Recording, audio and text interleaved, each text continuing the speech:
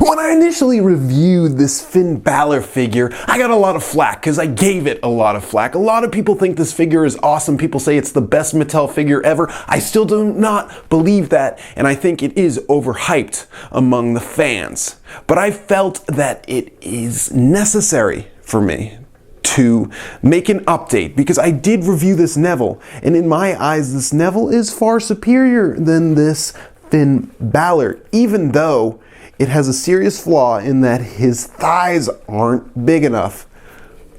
But enough of Neville. This is Finn Balor. This figure has amazing paint. It looks really cool.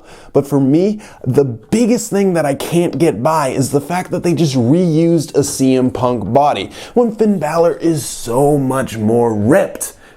It's amazing, right? How once you notice it, you totally see the thin body. And it's not like Mattel didn't know he was jacked. When you watched NXT TakeOver, you saw how jacked he was. This is a ripped dude. The legs are perfect though. The paint, something I'm going to bring about now that's not the biggest problem, and certainly I'm not going to take points off for it, but I think if they use, if they doled down the actual paint portions, because it starts sinking in with whatever fabric he was wearing, and it blurs the line between what is what. And also another huge negative for me was how they handled his hair on his head.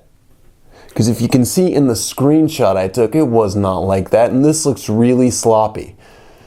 And the crazy thing for me is, like, if Mattel just made this with the right torso and actually did something nice with that hair on the back of his head, painted it black, maybe painted it with the actual paint on there so it looked like it did at that show, well, this would have been a perfect figure. And it would have definitely been one of the greatest of all time. But for me, I just see this, I see mistakes, I see flaws. I see one of my favorite wrestlers portrayed in a less than perfect fashion.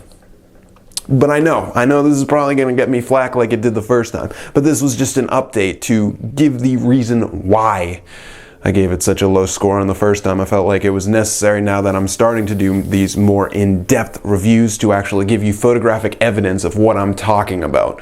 And you can hopefully see where I'm coming from and don't just say, "You suck, dude, this guy's a freaking idiot," in the comments. But whatever, I'm gonna still get those comments. But this is why this Finn Balor isn't the Balor I want. And dude, I love Balor, so I don't need to justify it. I'm not a hater, man. When he came out in Providence, Rhode Island SmackDown, and like the in-between match, him and Samoa Joe going against Lucha Dragons, oh my gosh, my mind was blown. I was screaming like a little girl. It was amazing.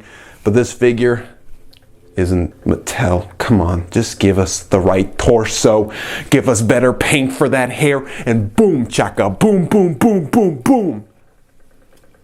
It'd be perfect. What I have before me is Neville, WWE Elite Series 42.